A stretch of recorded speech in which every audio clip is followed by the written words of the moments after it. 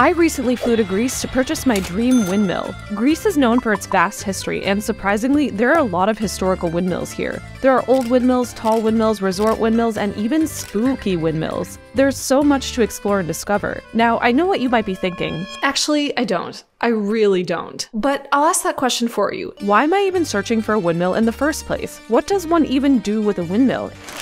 And why am I narrating this video from the shower? In order to solve these mysteries, well, maybe not the shower one, I need to confess something. This was actually not the original video that I had planned on filming. This is the video that I had planned on filming for you guys. I tried staying in this windmill for 48 hours on a secluded island. I'm not allowed to leave this island for 48 hours, even if that means living without food, water, lights, or internet. Totally kidding. I got a free gift basket full of food when I arrived.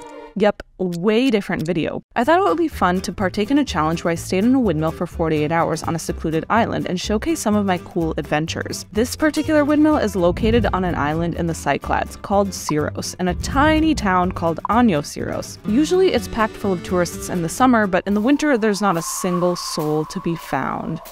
So anyways, I ended up going through with the challenge. I decided to spend 2 nights in a windmill. It actually wasn't that hard to find either. As a matter of fact, it ranked pretty high on Airbnb. Okay, so we're gonna take a look inside. So this is where I will be staying for the next 48 hours, you guys. It's pretty small, but as you can see, we're inside of the windmill right now, so obviously it's not gonna be that big. It was more spacious than I'd imagined, with a fully equipped kitchen, full bathroom, and a bedroom with an amazing view. Look at that. It was a bit claustrophobic when walking up and down the winding stairs, but other than that, it felt extremely homey. Oh my god! I love it here already. Anyways, y'all wanna know why I decided to buy a windmill? Well, after I completed my challenge, I chatted with the host to find out more about the history of the windmill. Apparently, it had been a part of their family for generations, and they had it completely restored from its original state back in 2001. It was unrecognizable. Imagine going from this to this. They even mentioned that they get tourists all year round, something that's pretty difficult to achieve on a Greek island. This got me thinking, what would it be like to own a windmill? It's definitely a spectacle, both as an investment property and also as a home. There was a huge market for weird homes. It might be worth my while to invest in one of these babies. So I hit the books. Actually, I hit the internet. Turns out there are a lot of windmills in Greece, but only a few were for sale, 3 to be exact. Some of them nicer than others, but as I was searching, my realtor, we'll call him Nikos. Wait. I don't think we're supposed to say his real name, sent me a message saying the windmill I had stayed in was for sale. So I messaged the Airbnb host and sent her the ad listing, excited to chat more about the prospect of buying it as soon as possible. My day-old dream was finally coming true. I was so close to becoming the owner of my very own windmill. So she finally got back to me and said the Airbnb was not for sale. What? Not for sale? Are you kidding me? In fact, she said she didn't even know about the listing being available online. Definitely super sketchy, if you ask me. It's almost as if I had put the ad up online myself. This had thrown a wrench into our plans, but we still had 3 windmills left to look at. The first one was pretty close to the first windmill, so we started driving towards it, but we got a bit lost and actually ended up having some car trouble. Oh my god, nope, this isn't working. So after trying to push the car up the hill and failing, it magically started again, but we were shocked once we finally found the windmill. Yeah, so that wasn't exactly what we expected. They're just stubs. It's basically like buying land. Yeah, we got catfished big time. Also, how are we supposed to get over there? I think I need to buy a helipad or have a big bird drop me off every day. So windmill number 2 was a bust. We still had 2 more left, and they were both in Santorini. Unfortunately, the realtors in Santorini had been pretty unresponsive. I tried calling several times to book an appointment, and they always seemed to put me on hold and forget about me. How weird. Well, I decided that wouldn't stop me, so I hopped on a boat from Syros to Athens,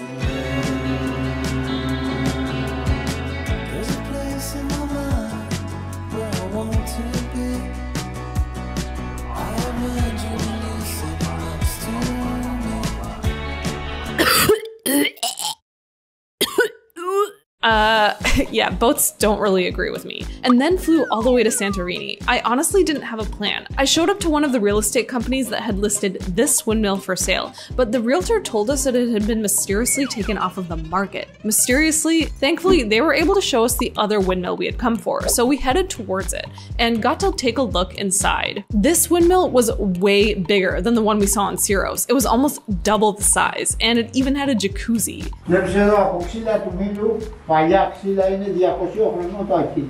The windmill is 200 years old. The lights are from the old windmill. He have handmade all of them. Wow, that's amazing. 7 χρόνια είχαμε κάνει τζίρο 55.000. 7 years ago they made 55k a year.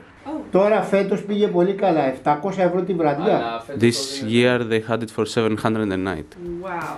The more I chatted with the realtor, the more I decided that I wanted it. I could already picture myself living here. I would put a couch here and maybe a TV over there, and ooh, I think we'd break a wall here and add another bathroom, maybe a secret ladder from the top of the windmill, and also a slide. A slide would be a necessity. And a pool. I think there'll be enough room for a pool. In the middle of daydreaming about my new windmill, I learned something unexpected that would make me rethink buying this place after all. The current owner had been renting it out in the winter, and the renter had been Airbnb-ing it in the summer. Part of the contract would allow the renter to stay in the windmill for 2 more years before I could officially live there. That means they could also continue to pocket the profit of the Airbnb rentals during the summer. But what about the price? Surely that would still be worth it. So is resale, is that because of COVID? Is resale typically easy in Santorini or? It was the price also even higher. It was also the COVID and everything, and now they took it a little down by 700k. Oh wow, okay. They had reduced the price by $700,000. That's 5 zeros, you guys.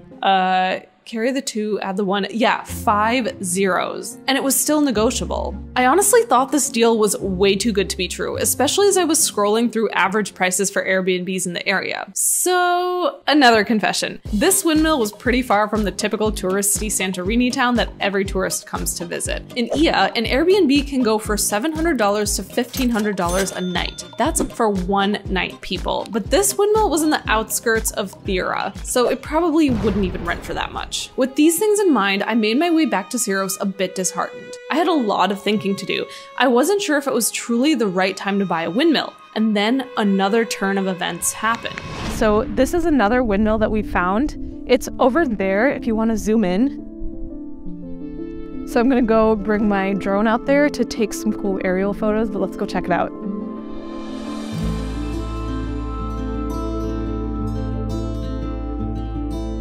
This one looked to be abandoned, but it was in the perfect location.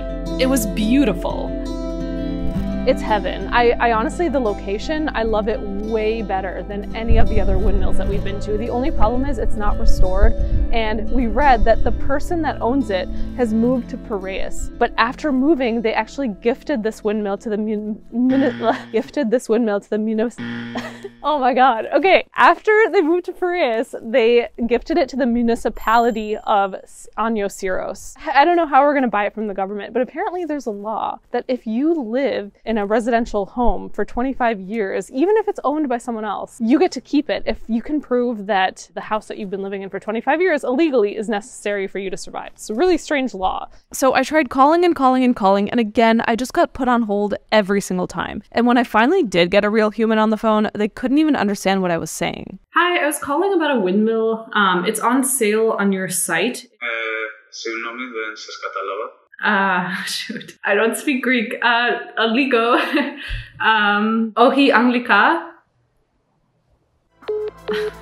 So my efforts were in vain. I had given it my all, but I wasn't able to purchase my dream windmill. However, I could still say that I made it a full 48 hours living inside of one. I looked back on my fond memories of these past 48 hours and smiled. Could I still find my dream windmill eventually? Unlikely. But could I illegally camp out in the abandoned windmill for 20 years, thus inheriting it, according to Section 332 Greek law? Possibly. But for now, my journey had come to an end, and although I was sad that I couldn't adopt or buy a windmill, I knew that I'd be back to start the hunt all over again next year.